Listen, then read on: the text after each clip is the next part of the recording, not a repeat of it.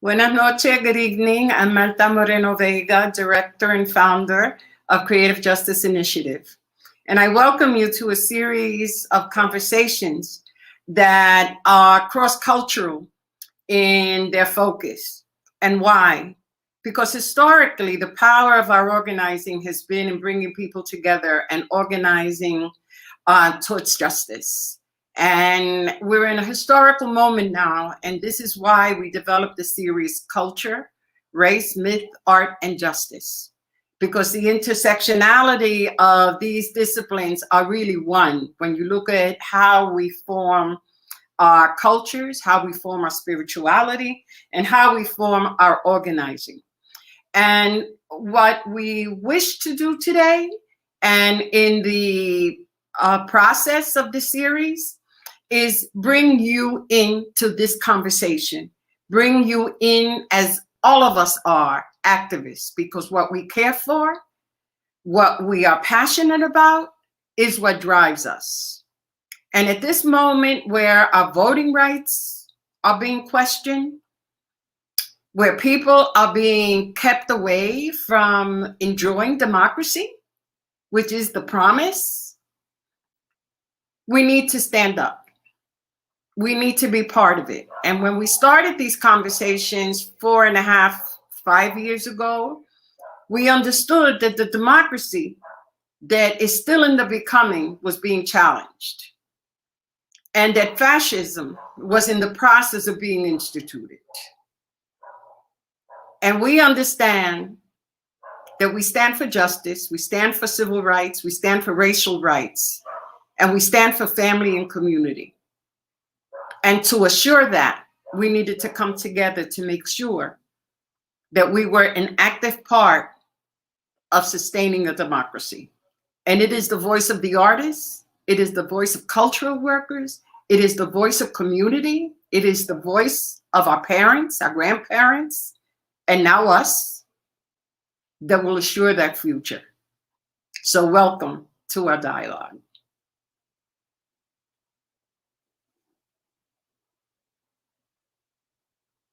You will now see a film that demonstrates the work of the First Rainbow Coalition, which we continue to follow in the steps of. So thank you and welcome. We all went to this community meeting with the Join organization. Panthers are here. Panthers are here. For uptown. Okay. We come here with our hearts open. You cats to supervise us, where we can be of help to you. What do you want in your community? What do you want here?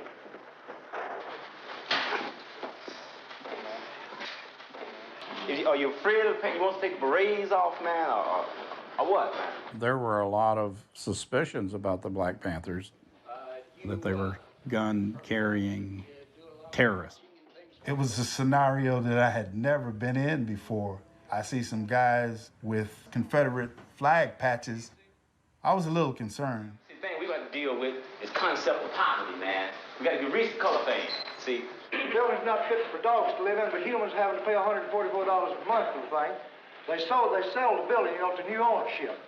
What we need is understanding among the people, coalition between the people to stick together and take them owners and put them over here in the lake somewhere. Right on. Once you realize, man, that your house is funky with rats and roaches, same way a black dude's house is, once you realize that your brother's been brutalized by the cops, the same way the west side and south side is, once you realize that you are paying taxes for the cops to whoop your ass, you're paying them, and you're paying them to kill you, and deal from there. The same thing is happening on the south Bob side. Lee turned out to be quite an organizer.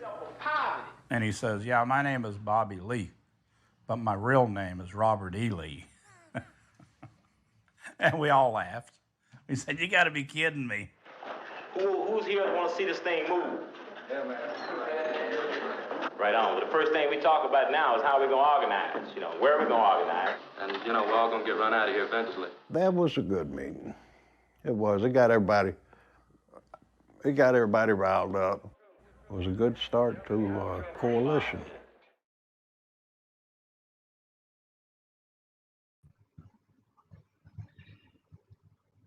Hi, good evening and welcome everyone. Thank you, Marta, for the beautiful opening, and thank you, Ray Santisteban, whom you will meet shortly, for your beautiful work. I'm here with Ben Fink, my co-moderator for the evening, and I just want to give you a welcome and start laying our evening out. So I'm Neda Martinez, a longtime cultural worker, currently an associate professor at the New School University of New York, a producer of independent film like Decade of Fire and humanities programs. And it's a huge privilege to be with you this evening and to build on the 30-year plus history and legacy laid by Dr. Vega and Dudley Koch from Appalshop and their work documented in Voices of the Battlefront. We are really delighted to have this talk with actionable steps centering cross-cultural organizing and intergenerational organizing, again, while centering the work of the First Rainbow Coalition by Ray Santiesteban. As you saw in the clip, the film looks back at the formation of the Rainbow Coalition in 1969, where an unlikely alliance of the Young Lords organization, the Black Panthers, and the Young Patriots organizations. But how do we do this work? How do we develop an ethos based in common cause to move forward? You know, we're convening today on this high-tech digital platform where we know fake news and disruption has obscured realities. You know, there's veils of distortion, misrepresentations, but we also know that through this vehicle, it does allow us to connect, human connection, and that we can build trust. You know, because we're the people, right? We are the ones that can make the change. We're here to change our narratives, and we can even, you know, create movements. But how do we begin? And what is our role? What is our responsibility individually and collectively? But before I get started, I want you to get to know a little bit more about Ben. You know, we're an example of building friendship and trust, even in the time of the pandemic, through these online technical platforms. And while we haven't met in person, I know that I have in Ben a friend that I can trust for life. He is also a longtime cultural worker, known as a nationwide community organizer, bridge builder across cultural, religious, geographic, and political divides.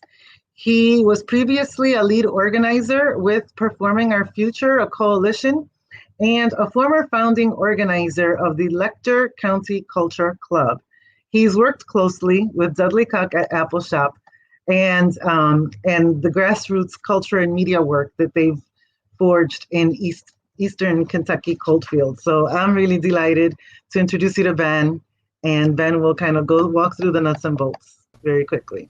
Thank you so much, Neda. It's an honor to be working with you, and really an honor to be here with everybody and people. We saw several of the people you saw in that film. We're going to get a chance to talk with tonight, and it's just it's an honor to be a part of this work. And it's been great to meet you, Neda, almost a year ago. Been in a relationship entirely of phone calls and emails and the occasional video conference, but that is the world that we're living in today, and we are fundamentally relational people, and we want to build together, and the only times that we don't is when we become convinced that it's impossible.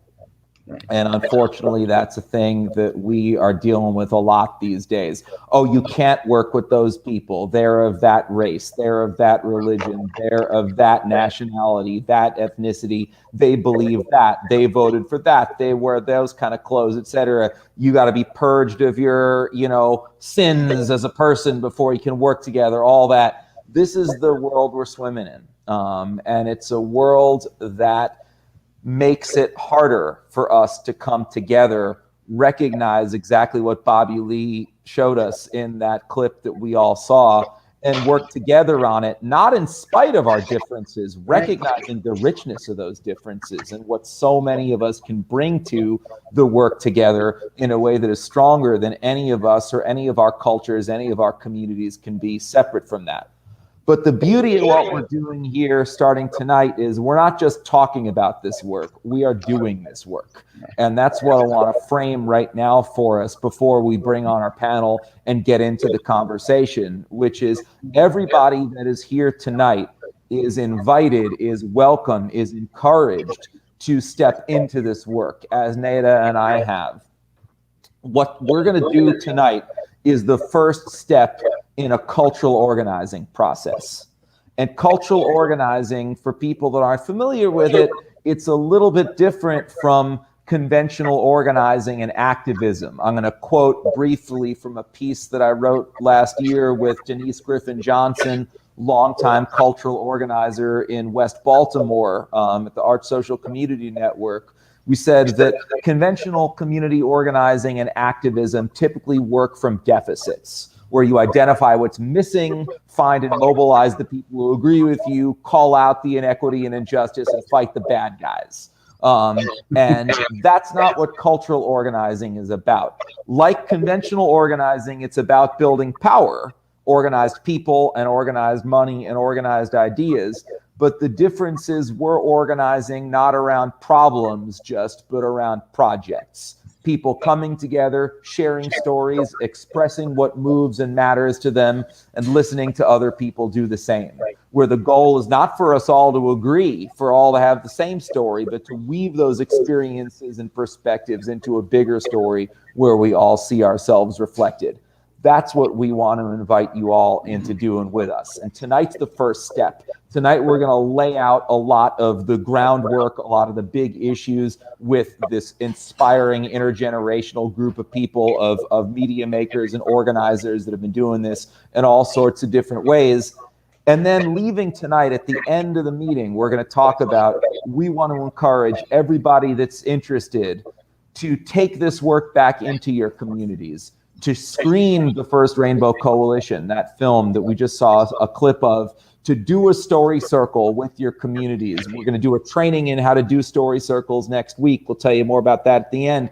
And then to bring and invite more people into this work. And then 5 weeks from tonight, we'll come together again for the Power of Cross-Cultural Organizing Part 2, with another great set of panelists, some same, some different from tonight, and talk about what we've all experienced and how we can all start building together. So that's the work we want to invite everybody into tonight. But first, to kick it off, we're going to meet some great people and talk together. So Neda, back to you. That exciting introduction. And so let's meet Ray. Ray is the filmmaker who spent 14 years, dedicated years, crafting and telling the story of the first Rainbow Coalition. He's an award-winning filmmaker with public projects airing nationally and internationally. And his credits include a film about the New York Black Panther leader, Dhoruba bin Wahad, Passing It On. He's explored the roots of Puerto Rican poetry, the New Rican Poets Cafe, and Voices from Texas, Chicano history, and Mexican-American civil rights. We're centering his work, and we're delighted that he's here with us today, building on that legacy and having this cross-cultural discussion. Next joining us is Hy Thurman. Hy is, you met in the film. Hy, he is an activist, organizer, and author. He just recently published Revolutionary Hillbilly, Notes from the Struggle on the Edge of the Rainbow. And so Hy's voice is essential. He is a co-founder of the Young Patriots organization. He's lived for a long time, most of his formative years in my hometown of Chicago, where he earned his PhD in the streets. He's also launched, continuing his work, his lifelong work on the front lines in Alabama, the Northern Alabama School for Organizers. Again, as I said, his voice is essential. His life and voice and process just gives us testimony and lived experience of the adversity, poverty and how structural racism hurts us all. We are so grateful that you are here with us, Hai, and that we will learn from you and share this sacred space with you. And again, thanks to this beautiful work and beautiful film, joining us is the legendary Jose Chacha Jimenez, a founding member of the Young Lords, formerly known as a street gang and a human rights organization. That is the legacy. They made history again by joining forces with the Black Panthers and the Young Patriots organization. He spent a long part of his youth from Puerto Rico. He spent a long part of his youth in Chicago and in jail, in solitary. And when he came out of this confinement, he started organizing youth around gentrification, displacement, etc. And he also ran for city alderman, where he kind of pivoted his energy to prove, right, that our votes and our voice matter. But most importantly, their radical intervention was to center human rights. And that's the legacy of this alliance, of the Rainbow Coalition. Human rights and dignity for all, such as free breakfast for children and health clinics and legal clinics, and continuing the fight, right, for sovereignty for querido Puerto Rico. In our younger generation fighters, we are delighted to have with us Jasmine Leeward, an activist, a narrative strategist, and an emerging filmmaker, doing the very delicate work of culture shifting in liberation for Black and Brown communities with a focus on the U.S. South. She's worked as a communication specialist for the Women's March, Reframe membership, and the New Virginia Majority. She's co-founded Enrichment for All in 2018, the hugely successful campaign. And her recent films, Here and Now and Here and Now and Dusk, are in the Haiti Heritage Film Festival and the Africana Film Festival, respectively. And last but not least, we're so excited to have with us from Puerto Rico, Eli Jacobs Fantausi, also a filmmaker, internationally recognized and award-winning. He is the founder of Fist Up TV and the co-founder of Defend Puerto Rico. His latest film, Bacoso, Afro Beats of Cuba, is currently screening in festivals around the world, and his dedication to his craft is deeply connected and rooted in social justice. So it is a huge, huge honor and privilege to welcome you all here and to share this space with you and Ben. So I guess let's start with Ray.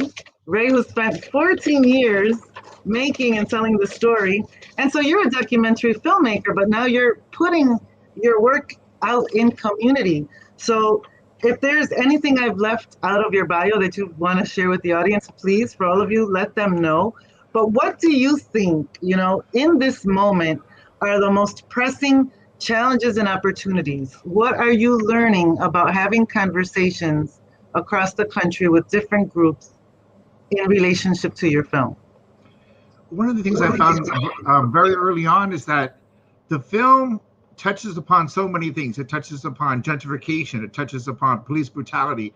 It touches upon the possibility of inter-community alliances. So each community, it kind of is a mirror to the interests that they have. And a lot of times they'll just take the film as a starting point and go and talk about some other issue. They'll talk about how they can collaborate as organizations, for example, or they will specifically talk about police brutality in their communities.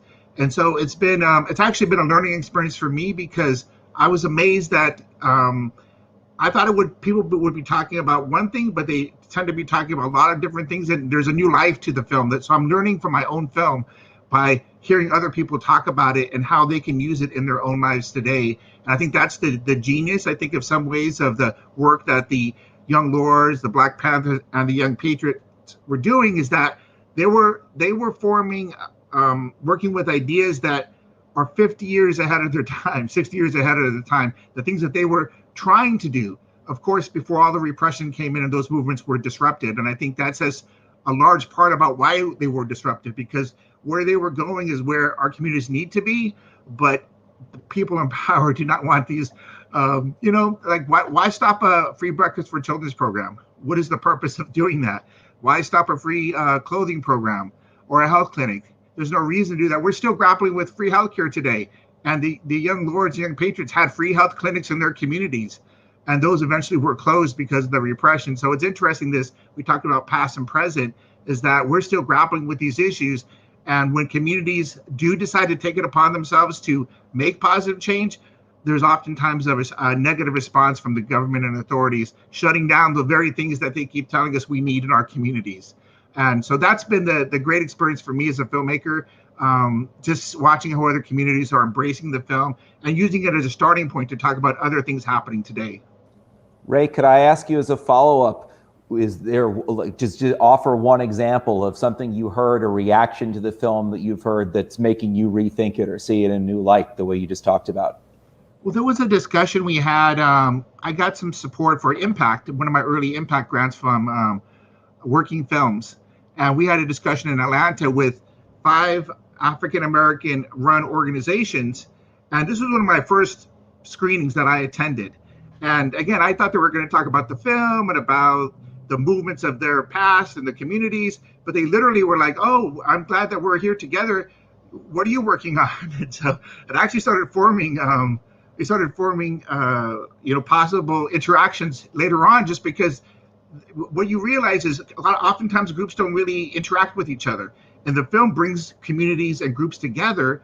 Like each one of them represented housing, one of them represented LGBT community, and other communities were represented, and I realized, oh, there's things that we could be working on. And so that was really when I decided, you know what, I have to put more time and energy into the impact campaigns, because I think this is bringing new life to this film that I wasn't expecting. It's what we live for in public media. It's totally what we live for, to use the content to kind of forge these conversations and go deeper and explore and make new connections. So hi, please share with us anything that I may have inadvertently omitted in your introduction, and just kind of the same question to you. I know you're doing work in Alabama now. What do you see as the most pressing challenge and opportunity in this moment? What is striking you in terms of the opportunity of working together? Well, one of the most important areas that I see is complacency. I think that there's so much complacency anymore, and everybody has so many different opinions about, how to organize or other projects, that it's really hard to keep people together and organized. But one of the areas that we started working in here was because of that complacency, and because there were so many organizations and organizers sort of just fizzling out. They'd get involved and get excited, and then all of a sudden, where are they? Those organizations that would fall apart. And so we started going back to the original concept of the Rainbow Coalition, and talking about similarities. Mm-hmm. What do we have in common? What is it that we can work together on? Mm-hmm. What project can we start? What can we do? And so one of the first programs we started was something that was very simple. I'm saying it was only just a couple of people, 2-3 people doing it at the time. We just went out into the homeless villages that we have here and started building construction, projects. We built platforms for them to put their tents on.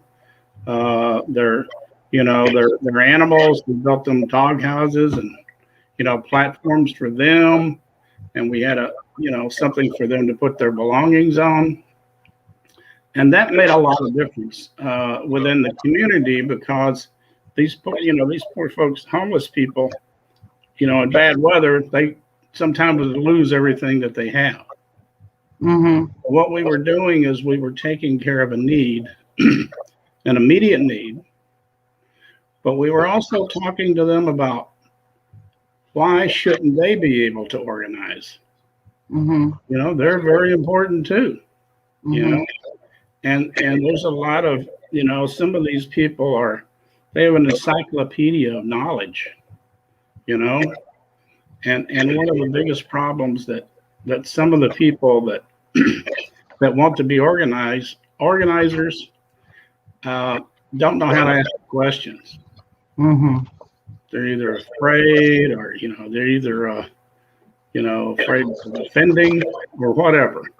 Mm-hmm. And so what we did was, after this project, we thought, well, maybe there should be a school, you know, or some kind of a project where people could come in and just learn to organize, or, you know, those that are organizers, why not refine their skill? And so one of the first classes that we had was called Building and Sustaining Community Organizations and Coalitions. And so it was a very successful class. I was surprised at the attendance in it.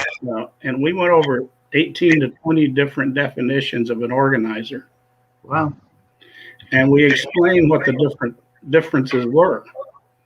And so the folks that were in this class, was, you know, it was a multicultural group in there. Began to look at, well, maybe we're in the wrong role. You know, I'm not having much luck here as a foot soldier, so maybe I can do something else. And what is another role I can look at? You know, so you know, we would get people to look at these different roles and figure out what they might be good at. And then we would split up into groups, and all the people would get together and figure out what their commonalities were. And so out of that class came a number of graduates from that class who are all active now. Some of them have started other organizations, and we also took two organizations that was having difficulty, and we analyzed it, we talked about it, and we reorganized those organizations. And now they're viable organizations. One of them was, you know, Etowah Visitation Project, in which we were working directly with those folks, ICE detainees that are in jail. Wow. You know, people were getting frustrated, so we figured out a different way to try to work with enforce, you know, the authorities, you know, to let us do more. Mm-hmm. You know, so there's a number of different things. The other one was still the construction project. There's also other types of coalitions that were brought in. Then we started classes, you know, in Native American history, and then Red Power movements. Mm-hmm. Then we brought in Alicia Garza from Black Lives Matter, and endorsed our school, and is now, you know, our faculty member. You know, Liz Thiel Harris, you know, co-director of the Poor People's Campaign. And then we started what was called Fireside Chats. Mm-hmm. We every week bring in somebody different and talk about organizing, how we can organize and how we can work together. And now we're going into another project with the University of the Poor. Wow. And it teaches people, you know, what it means to be poor. It brings in poor people and allows them the opportunity to get into the class and organize. And so, you know, and we also have a class on fascism in the United States, capitalism, and we're going to start a class in Southern movements and history of the Southern movements. And so we, you know, we work with a number of different groups. We also have what's called Blues to Bluegrass. Right. And we are doing a benefit for the free health clinic here. Wow. And so it can continue operating. We have 9 different bands that's going to be playing. And so we do that type of thing to raise money. But you see, one of the things that I found out is you got to give people something. Mm-hmm. You know, they got to be able to see it. Mm-hmm. Or it's hard for them, some people, to really work with it. So what's happened is we've been able to show them, we've been able to prove that things work, and it's along the lines of the Rainbow Coalition. You know, and it all centers around the idea of the Rainbow Coalition that we did, and how we can continue that struggle. You know, so that's what we're working on now here in Rocket City here in Alabama, and it's hard. It's really hard. Amazing. It's hard to get people here.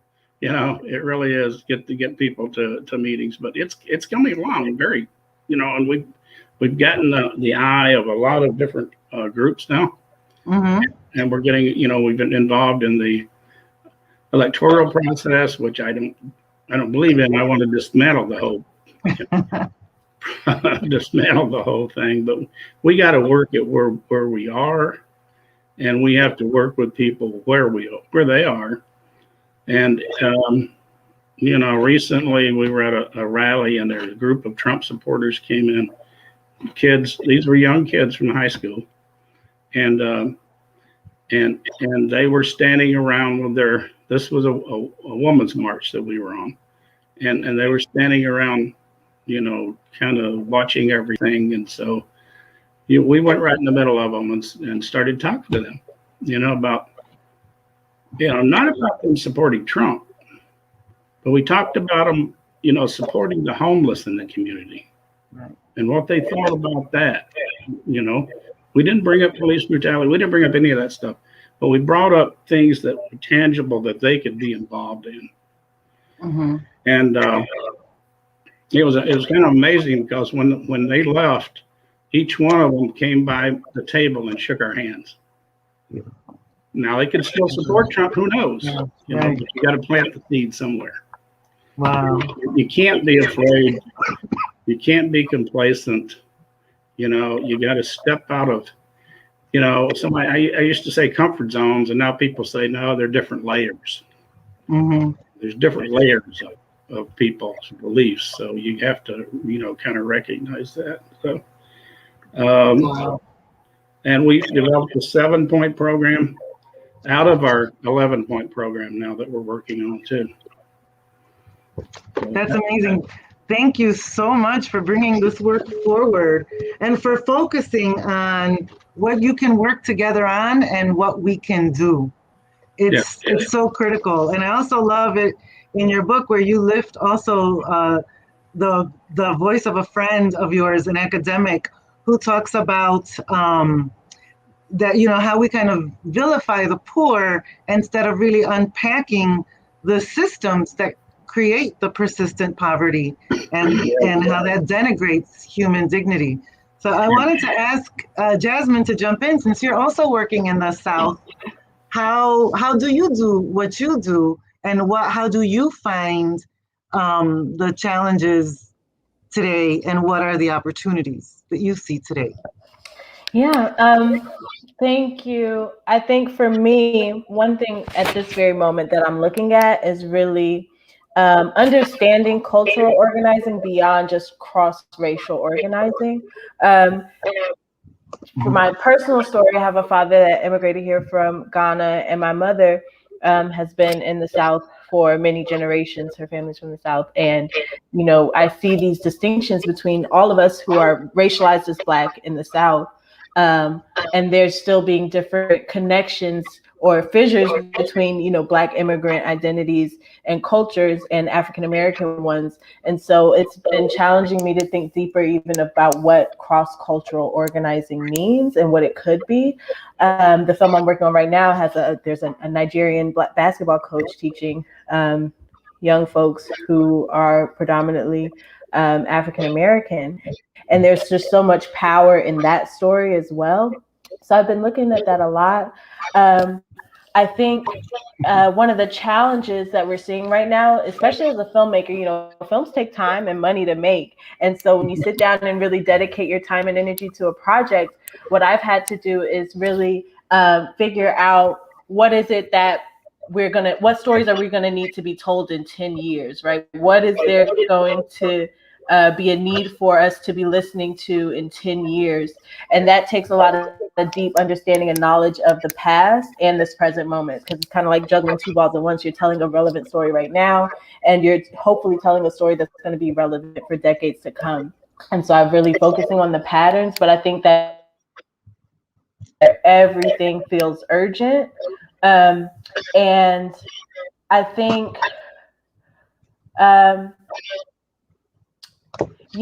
one of the huge things I'm seeing right now is a lot of folks who have been doing movement work, things of what empire is and the violence of empire on us, the violence of capitalism on us, are now charged to do that work when everything is falling apart for everyday people to see, how to get people to understand that and make that digestible.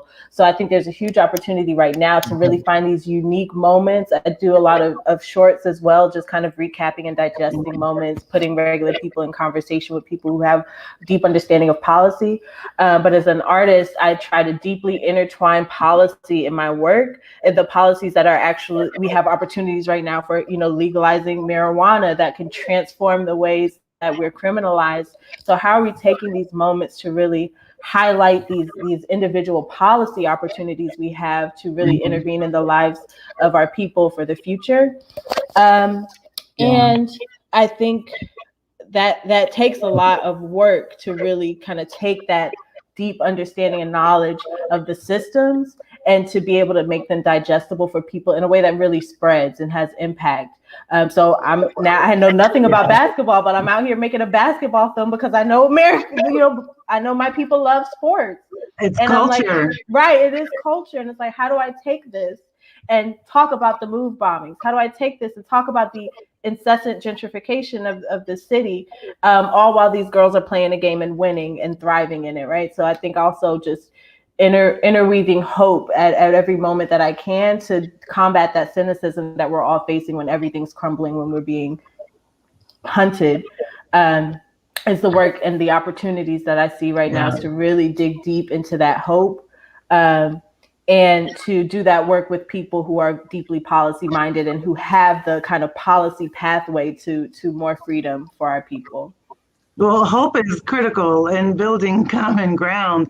And also part of movement building is storytelling, right? Where Dr. Vega always says, we have to tell our own stories. We have to change the narratives. We have to own our own narratives.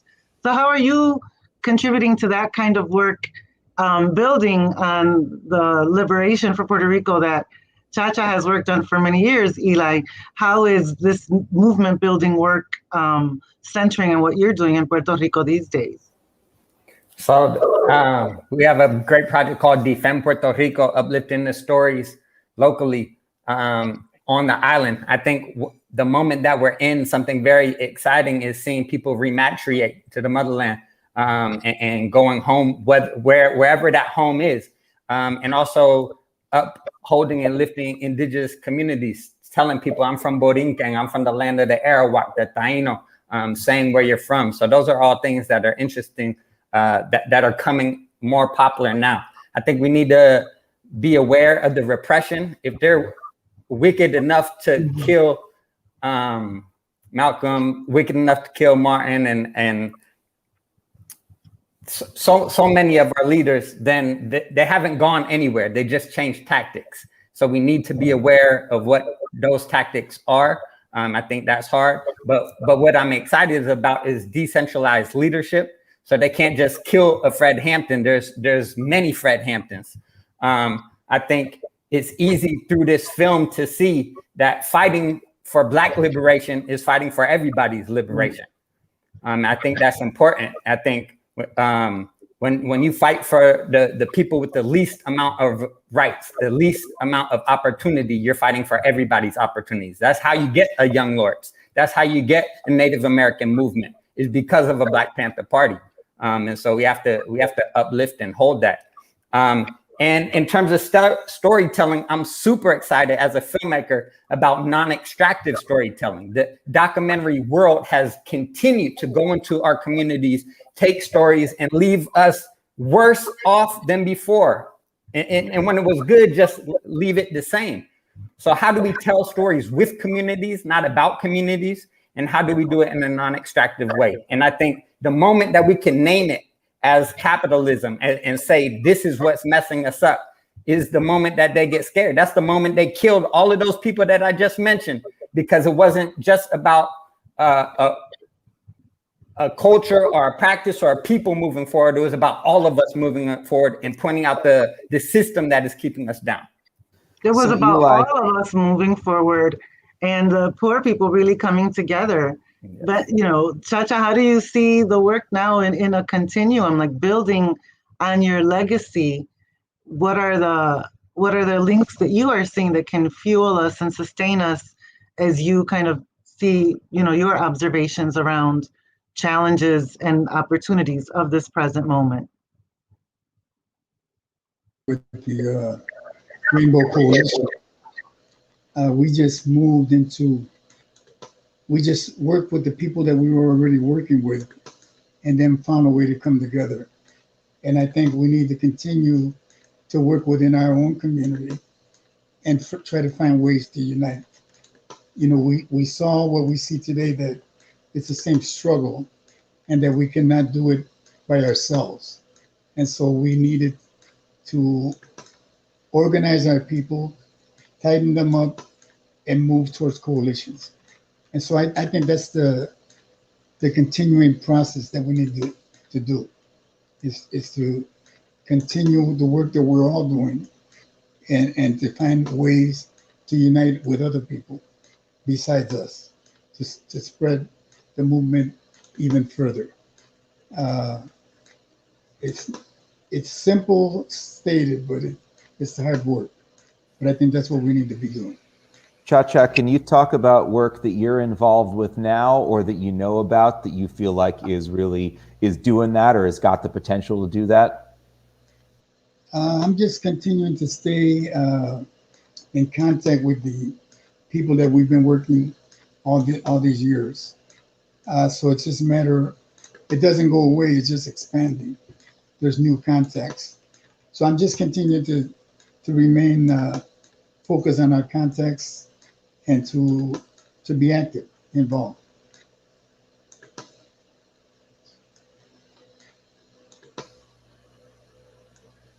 Neda, please. Go ahead. All good. I'm throwing it to Ben. Oh, throwing it to me. All right, cool. Well, so jumping right on there, now that we kind of have a little bit of context for all the different places we're all coming from. We're talking about cross-cultural organizing, and again, we're doing this and embodying it as we're practicing it. So thinking about the people that are coming at this from different communities, from different places, from different geographies, generations, races, ethnicities, etc. As we're talking about at the beginning, talking about doing this kind of intercultural, cross-cultural work today, there's something kind of countercultural about it. Not countercultural in the kind of alternative, confrontational sense necessarily, but there's just so much out there that says, stick to your own kind, dig in, don't give an inch. Whether we're talking about more sort of moderate technocratic politics, it's about like, do you check these boxes, do you not check those boxes? Or that you're talking about a kind of self-styled radicalism that's about, well, you could never work with me because you've never been through what I've been through. And looking at the work that you all have done, I want to suggest, and I'm kind of paraphrasing my friend and colleague Kate Fowler here, who's been involved in this work and is going to be co-moderating the next panel. The work that we're all doing here embodies a sense that I live here and so do you, as opposed to I live here and there's not room for both of us. And I do this work and so do you, as opposed to I do this work for real and you're an imposter. and I'm exploited and so are you, instead of I'm more exploited than you, you've got more privilege than me, get out. And so that work has obviously always been a huge challenge. As Eli said, they literally kill people for trying to do that. They don't kill people for doing work that's not effective, right? So that, in terms of one high level of repression. And then beyond that, one thing we've been talking about is that these tactics of, well, I'm real, you're not real, like these aren't innocent tactics. Right? These are the tactics of union busters. These are the tactics of movement infiltrators, of COINTELPRO, of all the people that come in that do not wish us well. And so what I want to talk together about a little bit is, from all people's different perspectives, and I want to open this up. I'm not going to call on individual people right away. Could do that if we need to focus the conversation. But feel free, people can jump in and then respond to each other, et cetera. And people watching, please do put this stuff in the comments. We got a few comments coming in. And once we talk with everybody about this question on the panel, we'll be opening this up. But this question of, okay, so given this cross-cultural work that you've been doing as organizers, as media makers, as neighbors in all sorts of ways, what has worked that you want to lift up? What was uniquely challenging? What were the barriers to creating solidarity? And then how do we learn from both those successes and failures of the past? And the past could be 1968, or the past could be last month. How do we learn from both those successes and failures to lay new groundwork for the work that we are doing now and the work that we see as possible in the future? Well, what I see is that, we still have to look at those similarities, those commonalities that we have. Mm-hmm. And if we look at that, we begin to see people as people, not as different people. Of course, we're still going to see color. We're still going to see, cultural heritages and all that. But it just makes it a lot easier to organize. Now, one of the areas, once we ever get out of this pandemic, and we're able to get back together again, we're going to have what would be called international dinners or International Day. And we did some of this back in the early 70s, where, people would come in and bring their food. They'd come in their native dress. They'd come in and, do the native, dance culture, music. And that really helped organizing, helped people to understand different cultures and to be open about it. Mm-hmm. And so that's one of the areas. Now, I know that Chacha used to do a lot of dances, and that brought a lot of people together, That's a great organizing technique. I wish we could do it. I wish people danced anymore. I don't know what they do. Chacha, go. Yeah, go ahead. Okay, so I didn't do that many dances, but no, I agree with that. What you're saying, that we need to go into our own communities and organize there, and then bring them together with other communities. So each of us has to.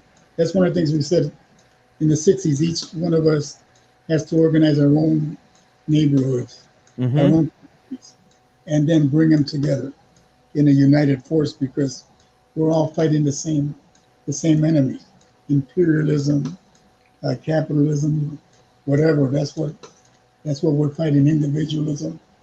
We need to bring that commonality, and I think that's the future. I think that's where we're headed to. So Chacha, if I can ask you, I'm sorry, if I can ask you a pointed question. Okay. We're back in Chicago in '68. You're organizing the Young Lords. You see High and a bunch of other people coming in with berets with Confederate flags on them. Did you see them as the embodiment of that racism and imperialism, or not? Or how did you all start squaring that circle? We thought they were another gang. No, I'm just kidding. No, I think that issue was was more related to Black community. We didn't see that it was racism or whatever, but on all. But that was an issue more towards the Black community, and we just saw them as another group, as the people, and we were trying to unite with at least the people from the barrio, from the factories, from the ghettos. So we saw each other. That was the commonality. That's why we saw doing it. And then we were working with Panthers at that time as well. So I think we contributed. A lot of people don't see what the Young Lords did do, but we contributed. We had to smooth things out, and we contributed with Robert E. Lee, Bobby Lee, and the Rainbow Coalition. I think we did that in the pictures. Of course, that's what we did. Got it. Jasmine, I'd love to bring you in here as somebody working both at making media and doing direct organizing, building a coalition based in Richmond that is trying to bring a lot of different groups together from a lot of places. Kind of what have been some of the major sort of stumbling blocks and successes, and what can we learn from them? Yeah. So last year, an organization I co-founded was successful in beating a $1.5 billion development deal in a Black community. That was a 14-month campaign. What happened that made that project successful was we brought together people across race, across class, people from different institutions who knew who their people were.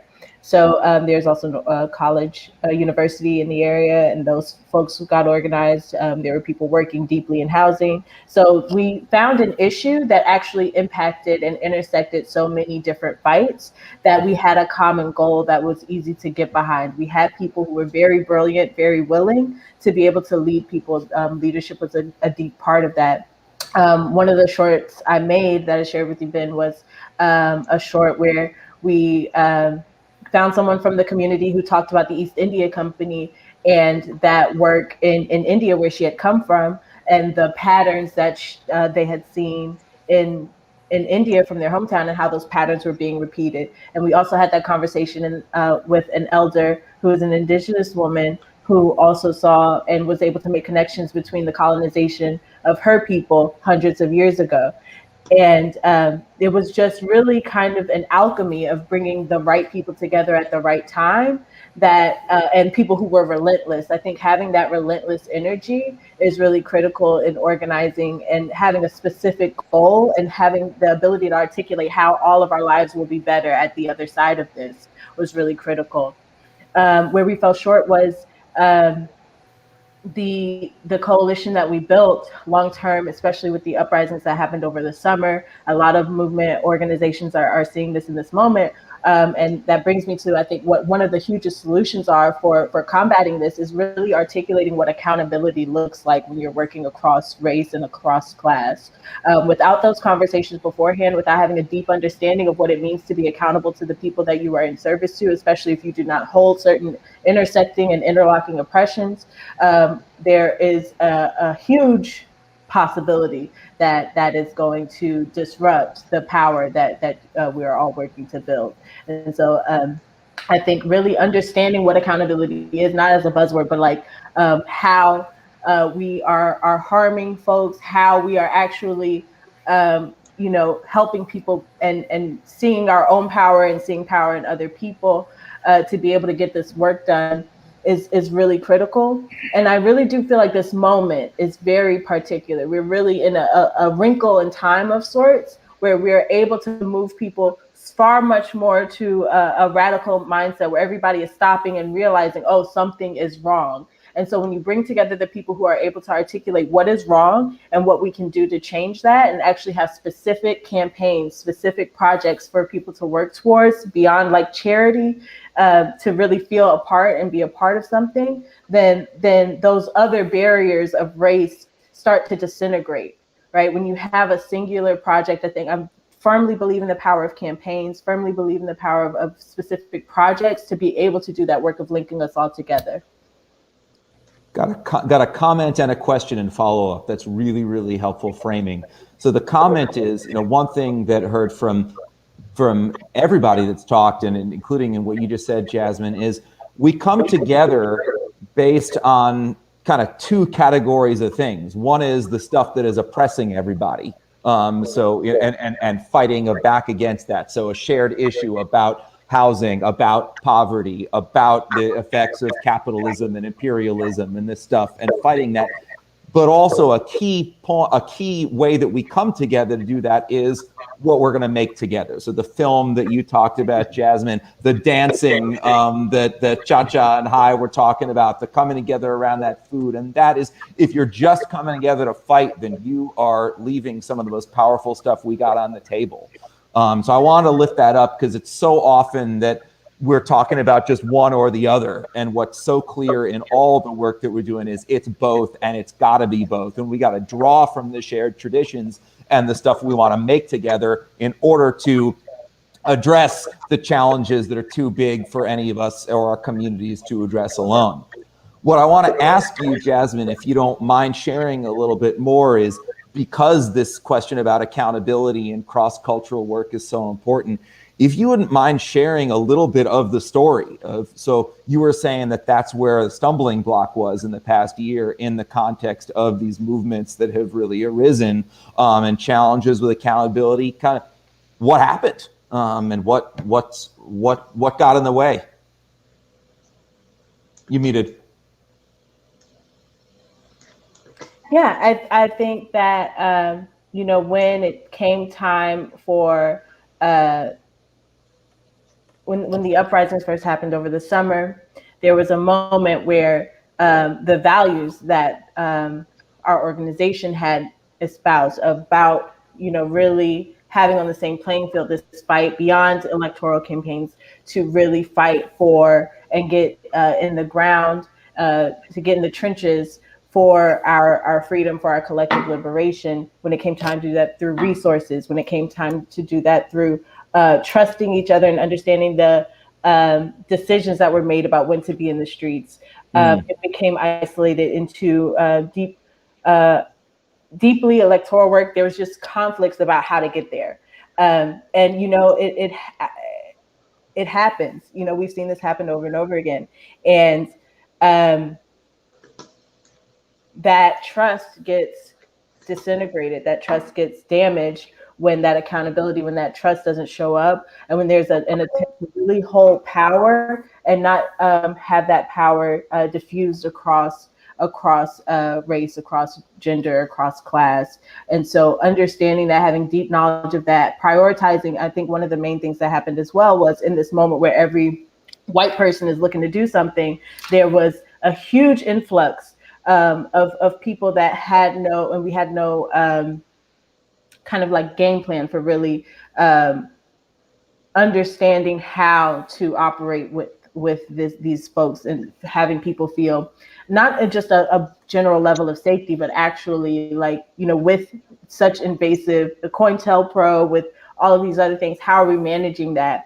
And we just did not come to a place where we were able to manage that in that moment. And so there are fissures that happen as a result of that. And I think, again, having these conversations about what accountability really looks like, what we're willing to do, where we're drawing the line, and really having deep communication around that is really critical for the longevity and sustainability of our movements, especially in art as well.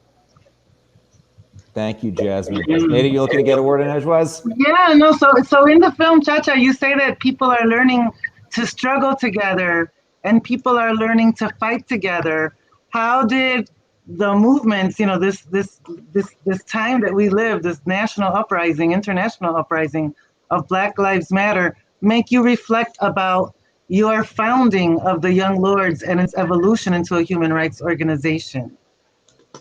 Well, I think it's it's a similar situation.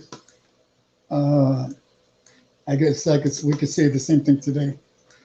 That some people are learning, some people are already in the mix, and that's how people get involved. And that's how we were able to involve other people as well during that era. So I would say the same thing today. Thank you.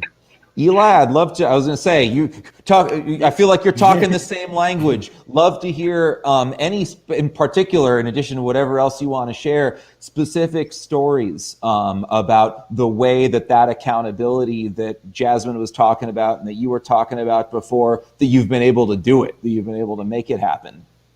So I would like to say that that coalition for me growing up in the 90s, that was hip hop. So when in California, we rocked with the Filipinos, we had the Hawaiians, we had Black folks, we had Mexicanos, and you brought who you were and your culture to hip hop, and that's what made it fresh, and that's what made it unique.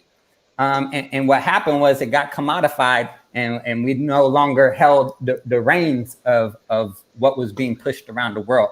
But we were using hip hop as definitely a political tool. We were doing chants, national walkouts, using hip hop songs as we chanted down the street. So I think that co-option is definitely something real and that we need to look out for. I think here on the island of Puerto Rico, Borinquen, we fight against colonization, and it's something very real because it is a colony, modern day, today. And in that fight, anti-imperialism, anti-colonization, I think this moment is a calling for decolonizing ourselves. And I think that's something beautiful. I think we can fight the larger fights, but what does it mean to decolonize oneself, right? What does it mean to heal? All this trauma is building up through generations. And I think now we're talking about healing. Now we're talking about, okay, to move forward, let's talk about healing ourselves. Let's talk about our ancestors. How did our ancestors heal themselves? And now we're taking that knowledge and pushing it forward. And so those are some examples that I just wanted to bring forward that I'm inspired by. Appreciate that. Thank you. I got one more question for Ray, and then I think Nada might have a particular question for Hai. But I want to bring you back into this, Ray, because something you said right at the beginning, I think is so important when we're talking about cultural organizing and cross-cultural organizing, which is so often as artists and media makers, we think about the main thing we do as make the thing, make the play, make the film, make the broadcast, whatever it is. And what I heard you say toward the beginning is you realized watching people that are experiencing this film together, that your work as an artist is not done on this film, that structuring these interactions that are going on when the film is being shown and when people are coming together around it, and we are working with people like Chacha and Hai to talk about it, that is an ongoing part of the artistic process. And so I really just want to ask you, you started talking about it at the beginning, about that wonderful story about groups coming together, and really they weren't talking about the film at all. This was an organizing, an occasion for them to organize together. What more potential do you see in that way? What are you working on now as you look toward the future, given the moment that we're in? Well, the film came out at a very unique time. I mean, it took so many years to make. And at the beginning, people were like, oh, why do you want to make a film about the Rainbow Coalition? That was a long time ago. It doesn't have anything to do with today. And then, of course, we entered this time where all these conflicts were coming to the forefront again. And so it came out at a really particular time. And I think it's I think it's like the core of what we're doing here. I think the film provides a window for these intercultural and dialogues, but also intergenerational, which I think is key. Because one of the things is, as a young person, when I met Chacha back in 1992, I was learning so much from him and about the Young Lords and things I never knew. And I was like, other people need to know this.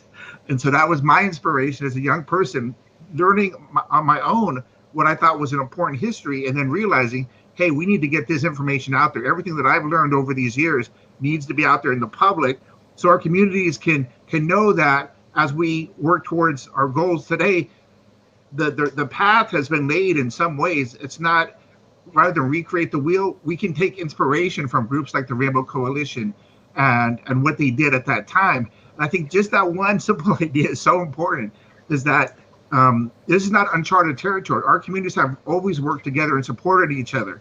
And so we need to put that at the forefront, because oftentimes we keep hearing stories about how our communities are in conflict against each other.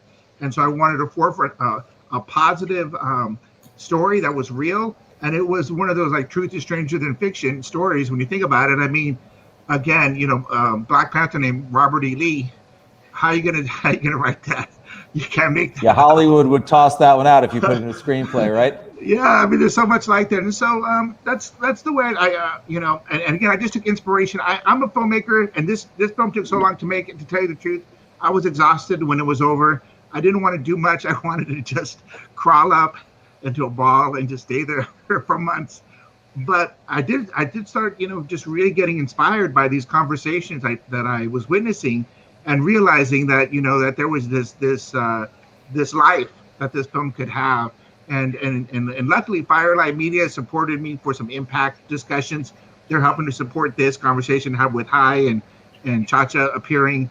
And so we have more of these that I'm doing, and I'm trying to do different communities and different mixes, Native Americans and Chicanos. We're trying to get Asians and the Black community, just different communities interacting as a way to perhaps lay the groundwork for future collaborations.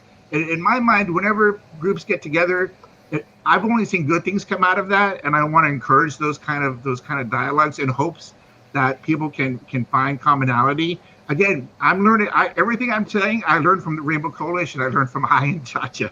So I'm kind of spreading the gospel of the Rainbow Coalition through these dialogues.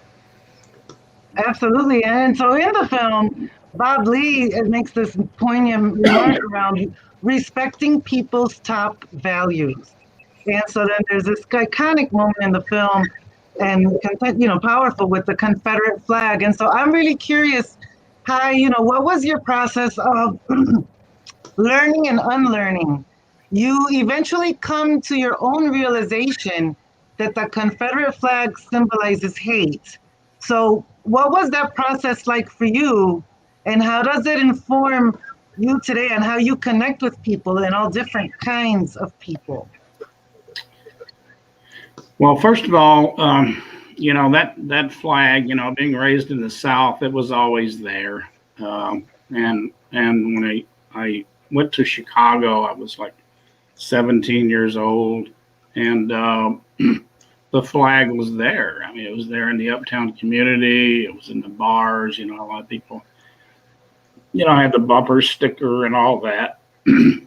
and so I, at one time, without being very politically educated or, politically intelligent, I like to say,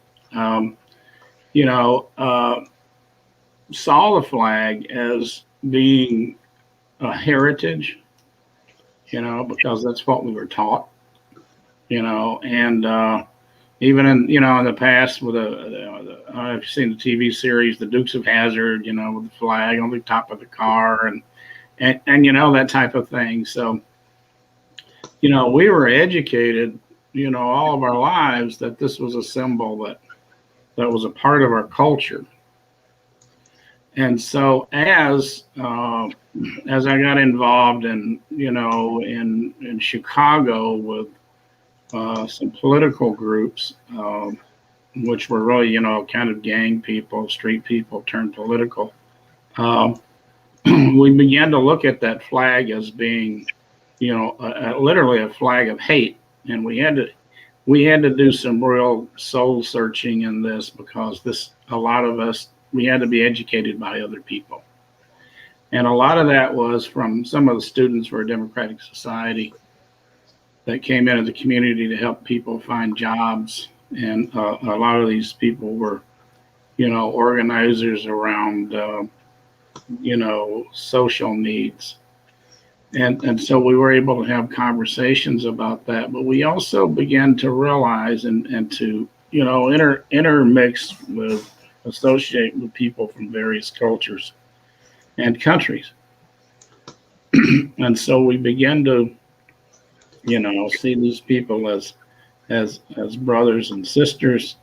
We began to get into some political. First thing we did was march on a local police station, and got into some.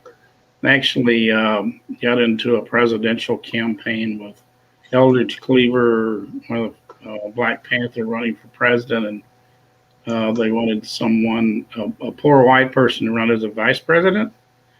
And so they chose Peggy Terry, who was a former Klan member, but a poor, what we call welfare mothers at the time. And so we started getting more and more political.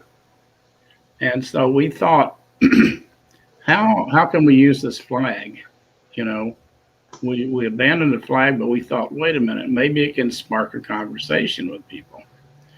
And so that flag, we used the flag, on the beret or on the vest or on the jacket or whatever. But we would always have a Free Huey button or some third world country button, or John Brown or people like that.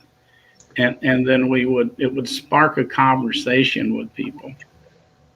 And so we were able to talk to people about racism just with that flag and that button. It changed the narrative. And so, for instance, a conversation that I got into with a man from the South that was in the bar and was known to be a white supremacist. We had a couple of conversations, some heated, and I had asked him a pointed question. I said, what if you have children, young children? He said, yes, I do. And I said, well, what would you do if that child needed, say, an organ transplant and the only one available is a Black person? Would you take it? And he said, well, of course. And I said, well, let's talk about racism now. The only difference is the way that you see these people and the color of the skin. So we used it as that, and also to get people involved in, getting people services in the free health clinic, in, the food breakfast for children program. But then, as time went along, and I was reading on a third grade level when I came to Chicago. I wasn't reading any political books, and neither were any of the other folks. So we had to learn. We had to learn from other people.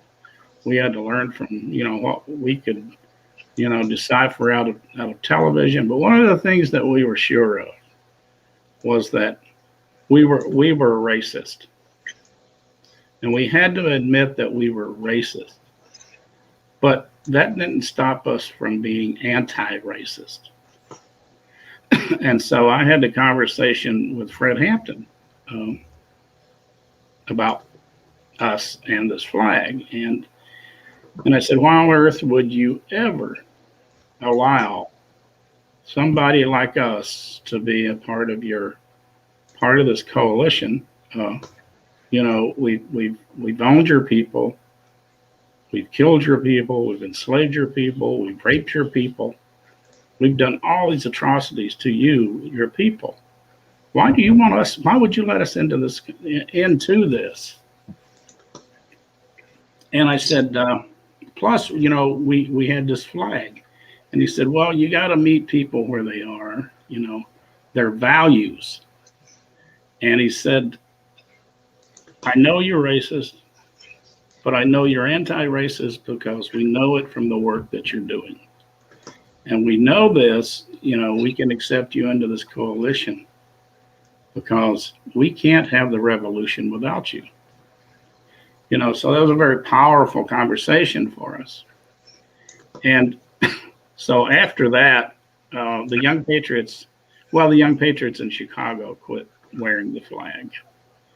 and we just saw it as a symbol of slavocracy. You know, a symbol that, you know, the capitalist system invented on the plantation, and it was for the slave owners, and it also kept a lot of poor white people down too. So eventually we did discontinue the flag, but you know, of course, it's a legacy that's we lived with and we still live with now. You know, we didn't see it as black and white. I mean, we saw it as a national question. That, you know, we're Puerto Rican, we're Latinos, and we're treated, we're mistreated the same way that African Americans are, same way as poor whites. And so that's the way we saw it, more as a national question rather than a color question. Although a color question did exist within our own community, so that people that light skin with money think that they're better off than dark skinned people or poor people. But in the United States, we didn't see it that way. We just saw it as a national question. These are Latinos, and we need to stand up for the Latino community in general. And each Mexican community stands up for themselves. We stand up for ourselves, and we do, because we have a common cause. But anyway, that's the way we see it. And what else made you pivot to this human rights organization? What made you reframe the Young Lords into a human rights movement? I think because we saw ourselves as like another Latin American nation. You know, Puerto Rico is a nation, and we saw that as a national question, a national struggle, international struggle. But then we also were in the United States as a community. So we had both issues. The United States working class community issues, as well as the national question in Puerto Rico and Mexico and all the other countries. So I want to open this up that we're just talking about, and I want to pick up on two comments that we've heard from people in the audience. One is Deborah talking about the question of, do you need to have a common ideology to effectively organize cross-culturally? And the question that Kate asked about all the people that are maybe coming into this kind of work for the first time, you know, after the killing of George Floyd and Breonna Taylor, that maybe don't know all the right things to say and all the, you know, don't have the analysis, but are wanting to get involved anyway, and how to keep them there. You know, I think of all the stuff in the film that I saw that really just struck me and surprised me, and is an example of, as Ray was saying, that knowledge that's gotten lost, and lost not innocently, I would say, but lost because it's been repressed. That, you know, we hear a lot today, and I'm particularly interested to talk with Jasmine and Eli about this a little bit, as people receiving this like I am from a tradition, people that did not live this. We hear a lot today that you've got to get yourself educated yourself before you join the movement or before you join the organization, right? I could imagine, you know, what Hai was saying about talking with Fred Hampton about that flag. Like, I could imagine a lot of people saying, you know, you got to figure out your own racism and your own stuff before you work with us. And so I guess I'm curious, and I'm looking particularly at Jasmine and Eli, but we can pick it up wherever. What do we see as possible as working with people that don't necessarily ideologically see eye to eye when they come in, don't necessarily have that education, but clearly have got some impulse that gets them to want to show up? Yeah, I'm happy to respond. I think really there are organizations that are built for that, and there are organizations that are not. I don't think it's a silver bullet situation. I hate using, you know, whatever, but for instance, I'm also a part of an organization called Southerners on New Ground that has in its organization a race trader series that has the infrastructure built to take in those people. And I think really, especially with new organizations who are coming into their power, it can be more difficult to be able to hold those people and actually have a sustainable long-term vision for what to do in those moments. And again, especially in unexpected moments when there's just such a huge influx, I think there are some organizations that are deeply equipped to handle that, and some organizations that need to redirect people, right? This is an orchestra of movements. There are people who are able, and organizations that are able to hold those folks in different ways. Maybe this isn't the place for you in this moment. This is the place for you in this moment. And there's also always space to build community. But I think it is really about kind of what the goals are, what the ideologies are, and really being able to have the power to direct people to where they need to be, because there are so many options. We are, I think, much well equipped to be able to handle that influx and meet people where they are. But that meeting, you have to have the tools to meet them. And some of those tools are very basic, right? You can build community, but when it comes to specific organizing work, when it comes to actually doing that work and being able to build people and to do that storytelling work, I think some organizations, and just really haven't done the work prior to, of identifying, okay, where do we send these people to? And not even necessarily in a denial sense, right? We just do this work all the time. It's become a part of our culture of knowing, oh, this is kind of where you're at. Oh, you're brand new, here you go. These could be your people. So I think that's a critical component. And sometimes you don't have that, right? Sometimes you don't have that. And I think we're all just kind of figuring it out. But I think there is a space for everyone. Thank you for that, Jasmine. For me, I'll talk about my experience after Hurricane Maria. So I was living in the Bay Area, and we got some donations, and donations weren't making it to the island. And so we flew down here to help tell stories and also give donations on the ground. And I think with the impact of something, a natural disaster like Hurricane Maria, you saw people come together from all paths of lives. And I think it did level the playing field in terms of people coming in, trying to help. But I think you have to know, you have to be self-aware. You have to be able to say, I'm racist and not anti-racist. So there's no excuse for not being self-aware, and to like do the reading, do the research, and look for mentorship. So I think people did come out here trying to be heroes and like take selfies, giving stuff out. But there were also people that came with an open heart. And if we learn anything from history, it's to say that I'm here to help. Like, I'm here to learn. I came to the island saying I'm here to help. I'm here to learn. I don't have the answers, but I'm here. I'm here physically. I could help put up a roof. I could put up a tarp. And what do you need? And so what the need was to help rebuild the house. So we did a crowdfunding campaign, and the money came in, and we're with the community alongside them, putting up the roof. And then they do a voting process on what's next, whose house should be built. And so this whole participatory design project happens. And then I'm like, man, this is amazing. I need to make this into a film. And that's how we Still Here, the next film that I'm working on. But I think the idea of just storytelling, right? That non-extractive storytelling coincides, it paralleled the just transition, right? After the disasters of racism, of a hurricane, of an earthquake, for it not to be top down, throwing water bottles out of helicopters and all this corruption and hypocrisy, but really getting to the community, asking what skills are there, what do they already have, what is their vision for the future, and helping them make that a reality. Absolutely. Ray, is there something you want to add? You're muted, but okay. Cool. Let me, in a second, Nada is going to take us into engaging with the audience Q&A in particular.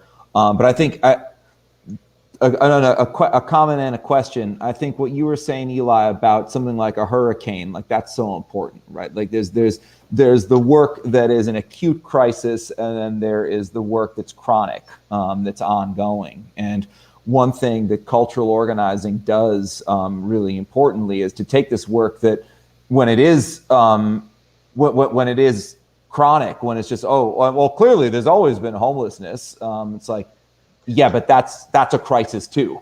And how do you make that? How do you turn up the heat on it? Some of the people I work with on housing organizing say, so that people see it with that point in that same way, and come together on this. Right, we can make this thing, we can make this house, and then we can make this media about it.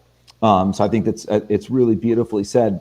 Jasmine, I want to, if I real could, quick, can I add to that, Ben? Go real for quick. it. Absolutely. The point that I Absolutely. also wanted to make was that people Yes. came out here to Puerto Rico just to donate or just to help out, but they got turned on politically because they saw the colonial setup. They saw Trump throwing paper towels. So just that first step of saying, I'm here to help, was a door opening for a political ideology. And that becomes an education. No, that's super important. That's super important. Thank you.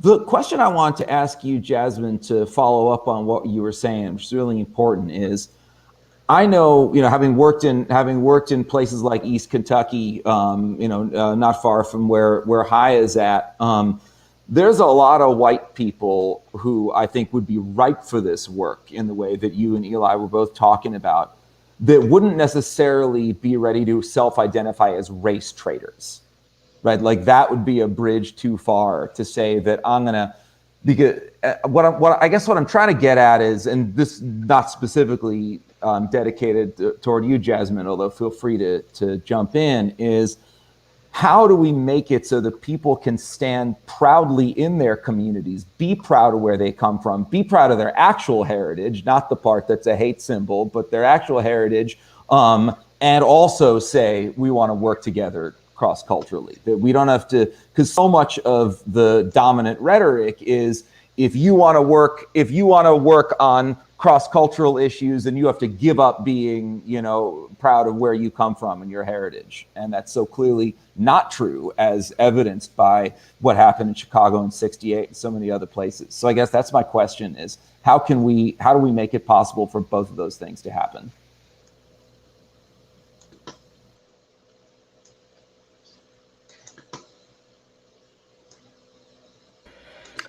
Yeah. So I think while the Race Traders series is really a space that opened up for people who, I think the name may be jolting, but what really happens is white folks come together and really kind of do the work of storytelling within themselves to actually do that work. That is actually the goal of Race Traders, is to actually understand kind of how whiteness has impacted your own life. I read a lot of and learn a lot from Toni Morrison, and understanding how how we have built a society off of classism, off of racism, and how that actually impacts white people, and kind of being able to identify that they're not isolated from the work, right? They just do that work. And then there's also the deeper work we all do together.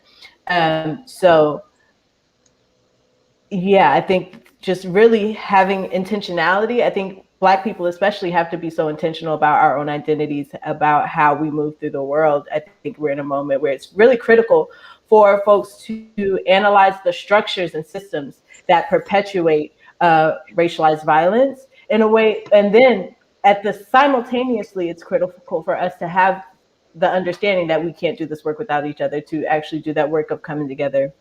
But what I've seen so often is that without that work, without that, especially when it comes to whiteness and classism, like having those spaces to understand both, I think the understanding of where we're going together, how so many of these aspects of identity have been used to divide us. I think it's really powerful when there's space really to have those discussions about how whiteness has impacted people individually, to tell those stories. They have stories too that need to be told, that make the work more powerful once there is space made for those conversations to be had. So that's what that series was about, what that communal space was about. and then we come back and talk about those learnings together, and build together. So while it may seem like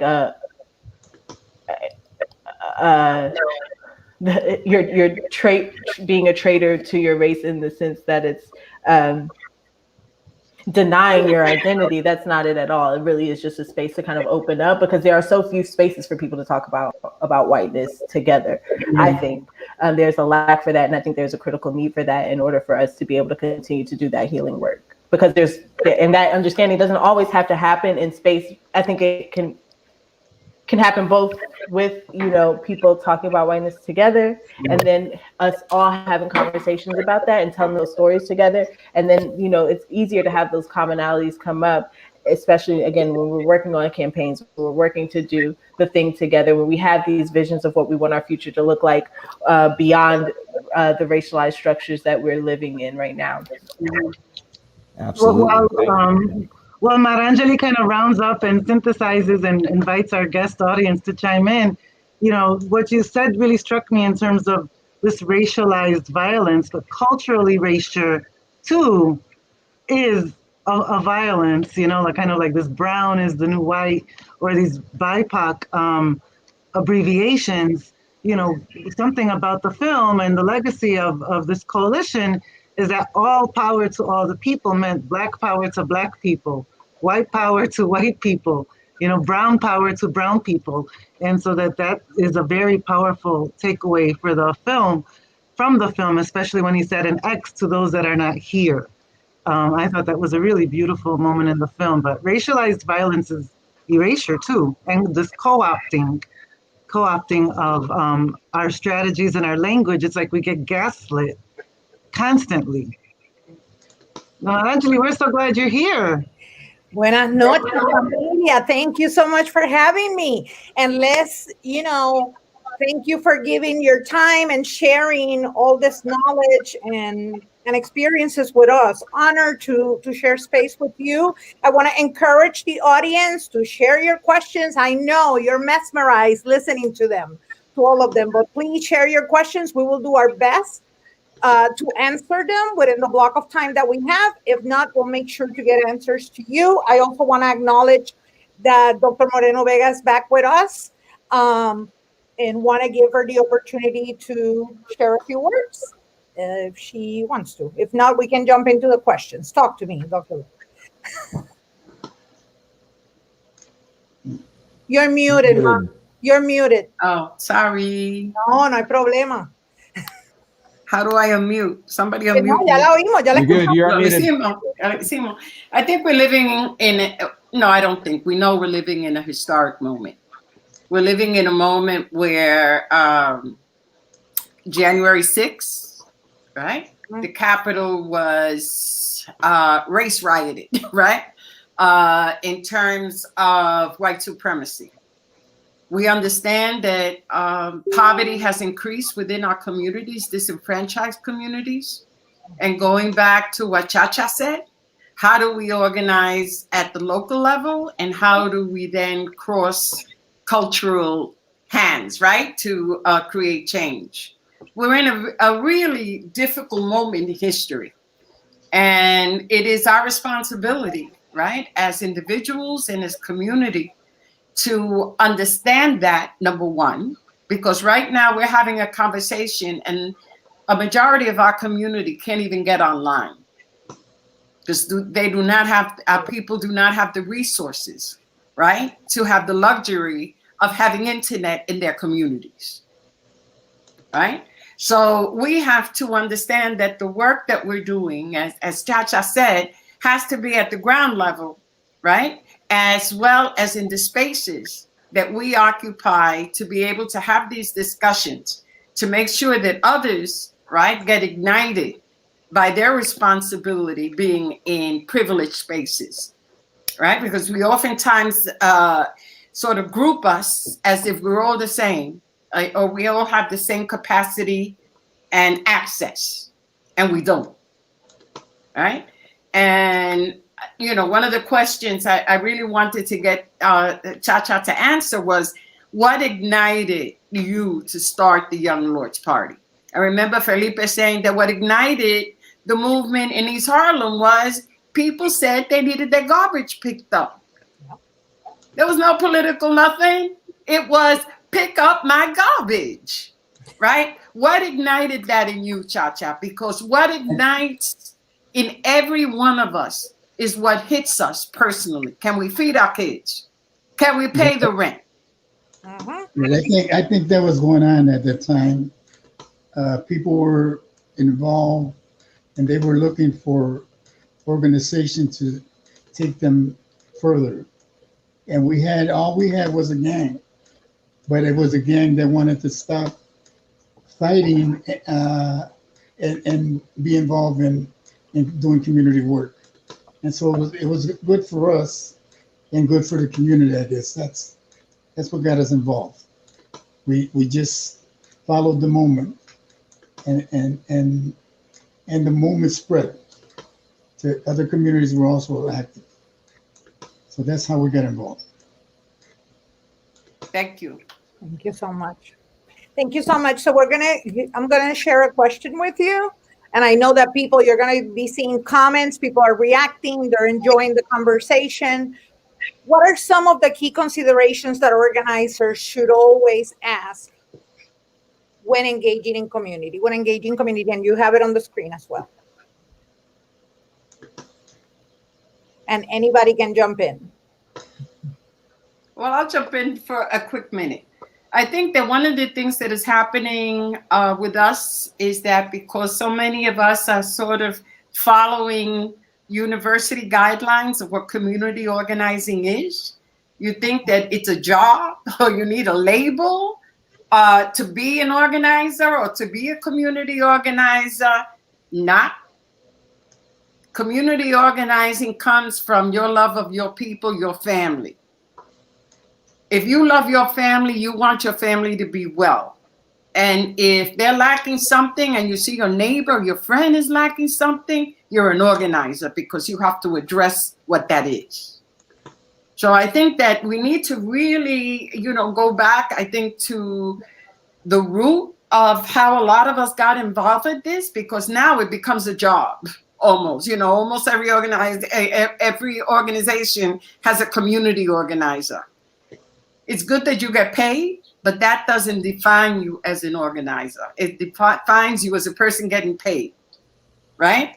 And community organizing is being underground, loving your people, loving your family enough to stand up and do what is necessary to create change.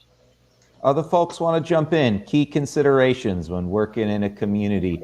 I often don't always love the term engaging community because it assumes that the community's over there and I'm over here. Exactly. And so I might, along the lines of what Marta was just saying, I would say, what are the key considerations that organizers should always ask when thinking about how to work with our neighbors in order to build power together? Exactly. Yeah, and in light of cancel culture and short fuses and lack of patience, just breathing and being present, just sharing the space with someone, like in the film, how he talks about, look at your outdoor, from Bobby Lee. Pick a direction, walk left, walk right. What does your neighbor need? Hi, you want to add to that?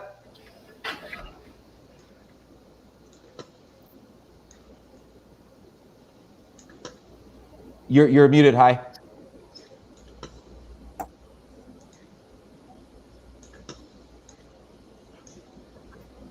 Yeah, from people that I talk to, and here in Alabama in the communities, they don't know.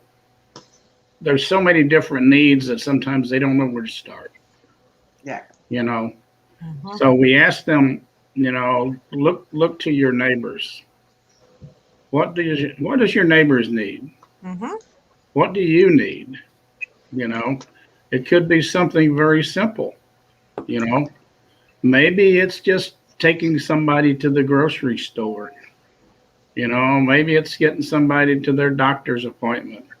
Or Bobby Lee, for instance, there was a film, and I don't know if it was ever completed, Ray might know, called The Organizer, about Bobby Lee, and he would literally go around and mow people's lawns for them in Houston.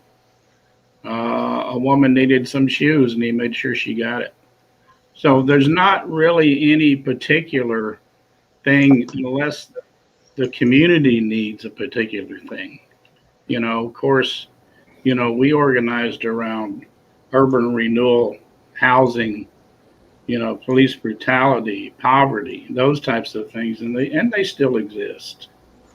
But there's always people who, are going to be able to help in those areas. So somebody, for instance, somebody's dog needs to get to the vet. That's a very important thing that we don't look at, and that type of thing. So there's really no one particular thing. You can begin organizing in almost everything. You can organize with your neighbor, your friends, so it just depends on what their needs are. And that's what you have to look at first, and always don't overanalyze it. Keep it simple, keep it as serving the people. If you keep it as serving the people, then it doesn't become self-serving, because you're always serving the people and trying to help the people and their needs. And that's where there are organizers, and there's good organizers, and there's great organizers. And those are things that I think that they need to understand, is that if it's self-serving, then, you're not a very good organizer.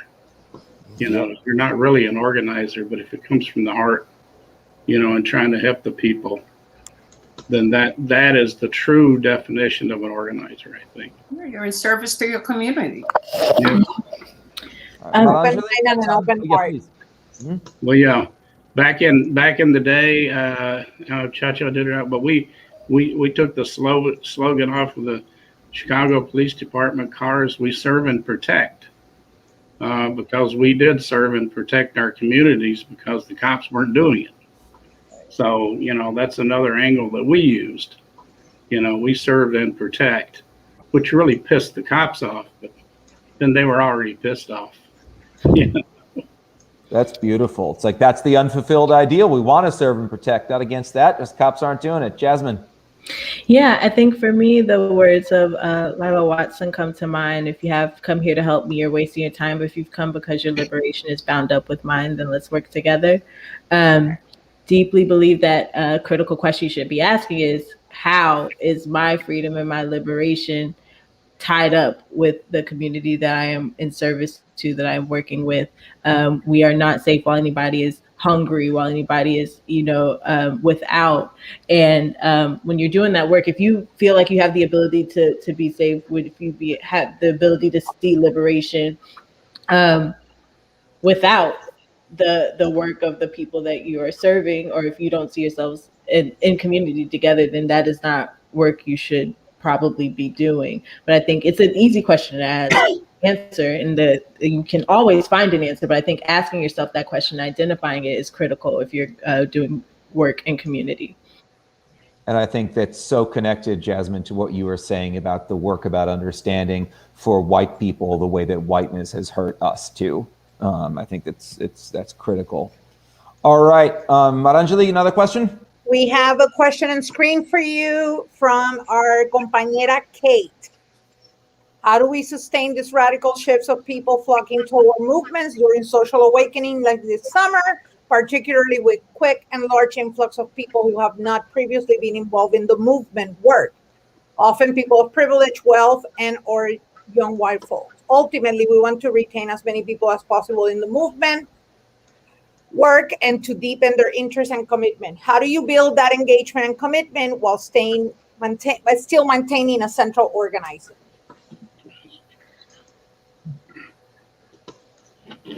That has always been a problem, especially with, and I will say, with the white liberals that want to come in and, really want to think that they're doing a duty.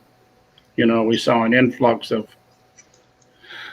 white liberal folks coming in with Black Lives Matter, and they found out that there's not much they can do, so they just kind of go away. And so we saw that happen with a lot of the rallies that happen where people go to, and after the rally, where are they? You know, they're not a part of an organization. Who were they and where did they come from? They did support a cause. That's great. Mm-hmm. But how do we identify a system? How do we create a system that's going to identify them? You know, and this is one of the reasons that we started the North Alabama School for Organizers. We recognized that was happening. And so we thought that maybe, you know, there's some people that can join the school, or maybe we can start talking about this particular question here within the school. And how do we, you know, energize these people? How do we keep their attention?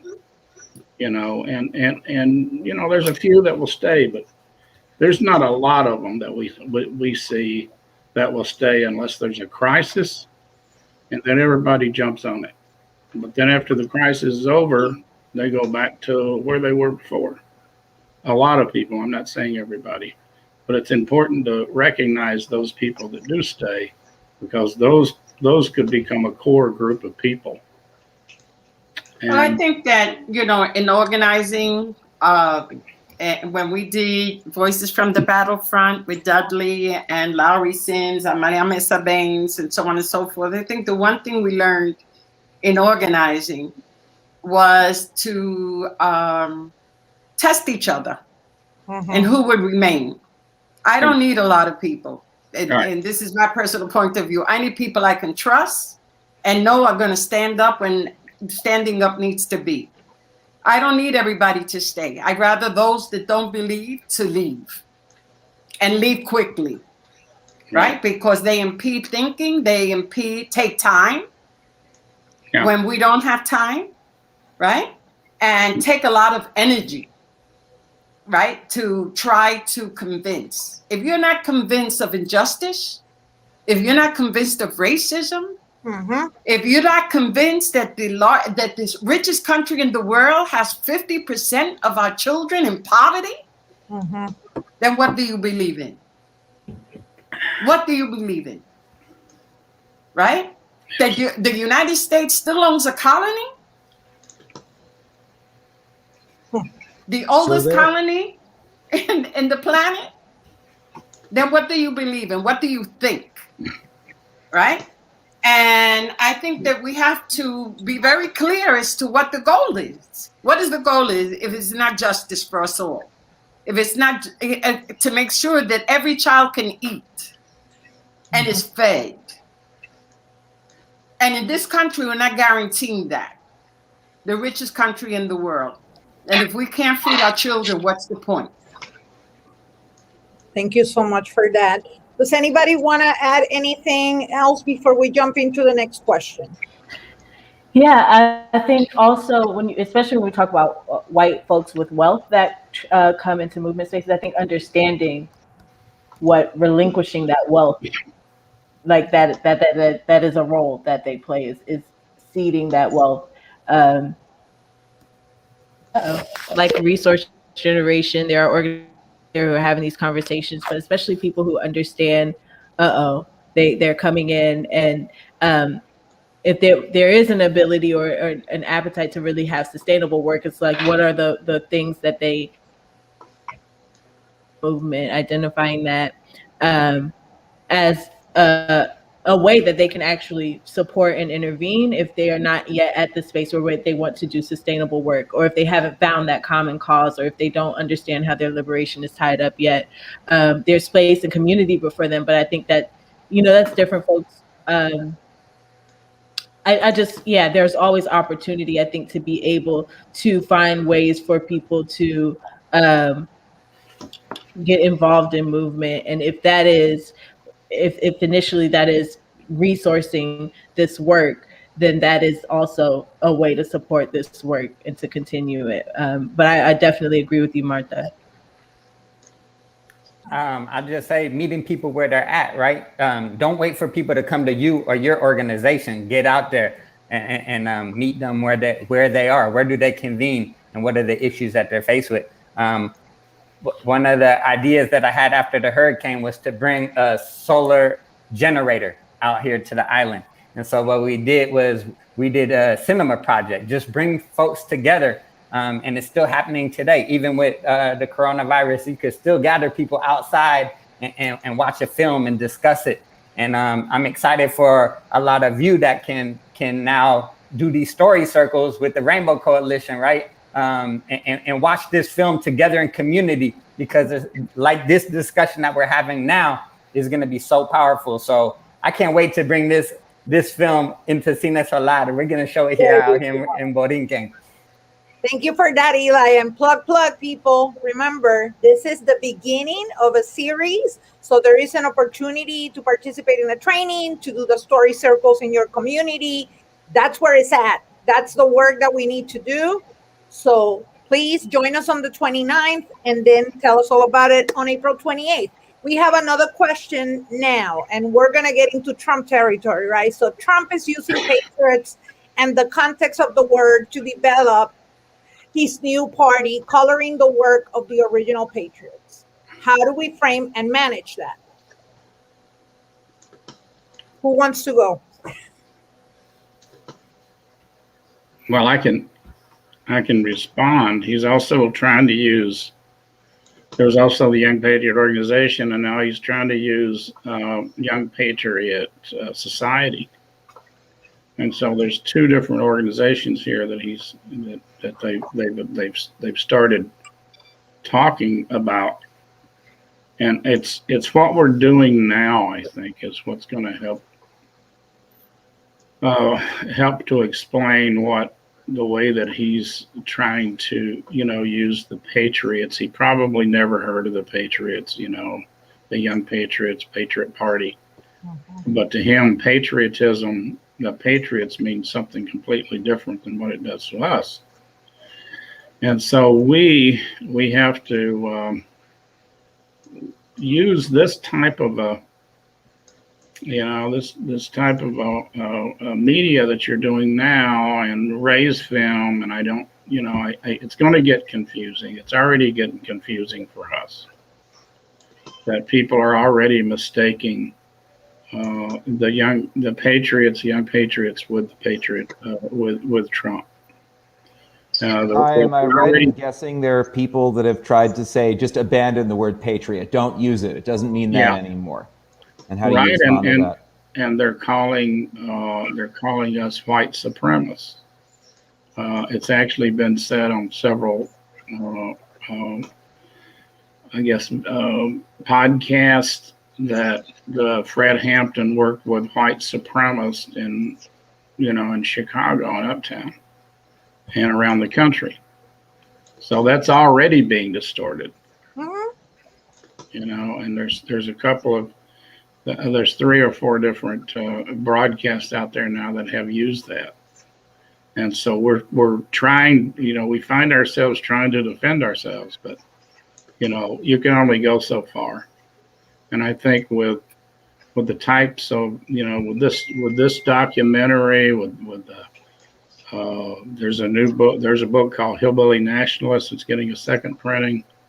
There's a book by Jacoby Williams, which is From the Bullet to the Ballot. And so people just have to step up and say, no, that's not the Patriots we're talking about. So I don't know. I think that there needs to be. We did it when we did a series of similar conferences in the 90s. Dudley and I were talking about it this morning. There has to be, at least in my opinion, and in talking with Dudley, right? There has to be a listing of the principles, and I think that that existed for the Young Lords Party, and maybe Chacha wants to speak about it.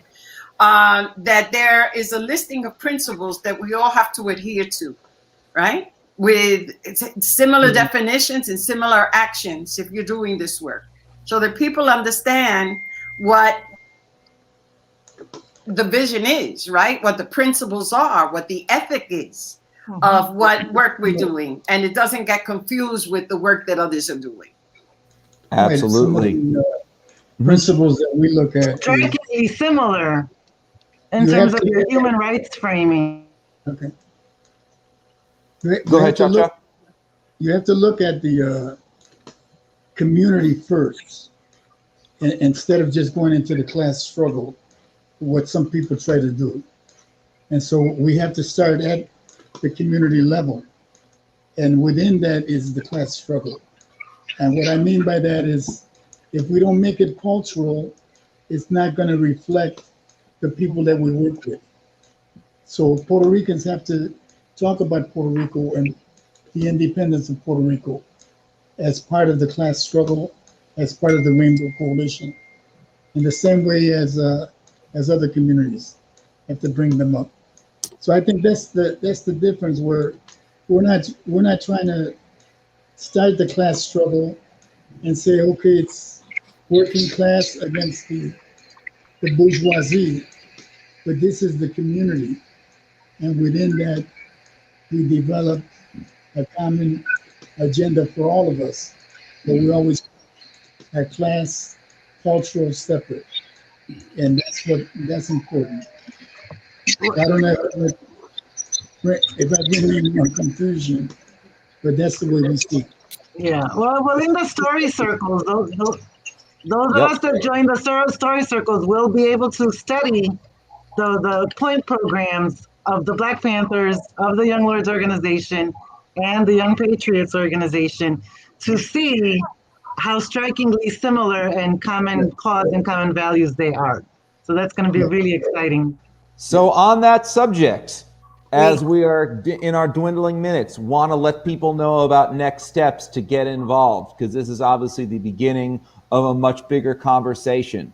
So next Monday night, Monday the 29th at 6:30 p.m. Eastern Time, we're going to do a training for anybody that is interested in learning how to facilitate a story circle in the Roadside Theater, Free Southern Theater, Junebug Productions model. You don't need to have any experience in doing it. We're going to teach you how to do it. It's a very intentional methodology, and it's a way for people to come together from all sorts of different backgrounds and perspectives, honor where they're at culturally in the way that Chacha was just talking about, and build and start from there and start building a common story and what we share. And so we're going to train in doing that. Please, if you want to take part in it, register. The link is up there right now, just bit.ly/CGI Story Circle Training. And then we want to encourage people, and we'll talk more about this on Monday night, to show this film in your communities, whatever those communities look like, physical, virtual, whatever they are, and then invite people to do a story circle afterwards to respond to that, to respond to the film, to respond to the stuff in it, and how those stories intersect with your own. And then we're going to come together 5 weeks from tonight on Wednesday, the 28th of April, and we're going to have another panel with some of the same guests, some different guests, some of the same moderators, some different moderators.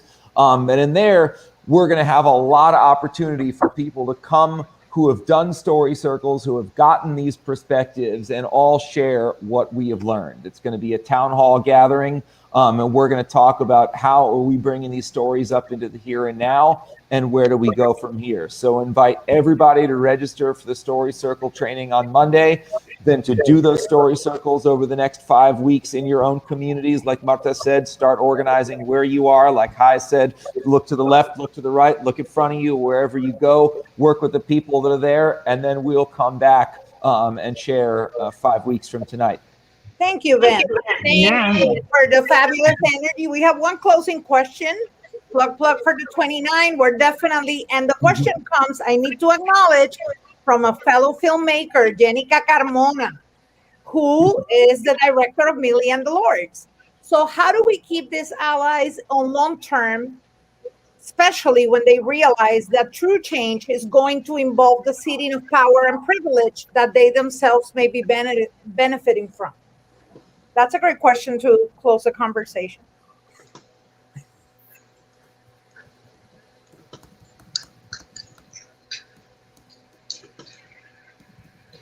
Well, I'll jump in. All right. I think that, as I said before, right? People who hang in and believe in what is being done and why we're doing it, and it's in service to our people, will adjust to the change. Those who want to stay in a power position of supremacy will not. And, you know, sometimes I tell my students, that's why divorce was created. Because sometimes even though you like a person, you just don't get along. And sometimes we just have to admit, everybody, all of us don't necessarily get along. And we need to organize with the people who do. Because systemic racism, systemic white supremacy is killing us. It's killing us. It's killing our children. And we can't allow our children to be killed, because then we don't have a future. Thank you. So let's not romanticize what is happening to our communities. We have to be clear as to what is happening within our communities. We have too many young people in jail. Right? We have too many people dying of COVID-19. We have too many people not being able to get access to the vaccine. And we can go on and on. So that, you know, the notion of can we all get along may not be correct, right? Who can get along from different points of perspectives and views, from different races and cultures, and are willing to work together through the hard times and the good times. Correct. But if you're not committed, there's, as I said before, there's no point of your being present, because all it's going to do is hinder a movement that needs to go forward, because our children are dying. We are just about at time, but Eli, go ahead, last word. Thank you so much, Martha. I just want to say I know no love greater than the power of our people, of serving my community, of living in purpose. And so I want everybody to feel that love, you know? And so if you think that power or your privilege is going to be greater than that, it's not. Living in gated communities, imprisoning yourselves, that is not what this life is about. And so feel that love, feel the love of your community, get involved. And I know nothing greater than it. And thank you so much for all of your inspiration, man. Y'all paved the path for me to be who I am today. It's such a blessing to be here. Thank you, Ray, for telling the stories. Thank you all. It's really, it's such an honor and privilege. Thank you, Martha, for inviting us to kind of continue and build on the work of you and Dudley over the past decades. I want to thank everyone who participated this evening, the co-organizers, the panelists, for your candor, for your transparency, for your vulnerability, for your honesty. These are really complex topics, and at the same time, we just have to be present.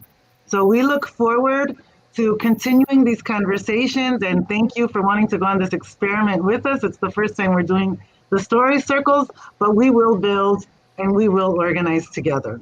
So thank you all. Thank you, Nada. Thank you, Ben, for curating the panel. Yes, Much appreciated. thanks, y'all. Thank you. Thank you, Maria Angeli. Thank you, all, guys. Thank you all. Thank you.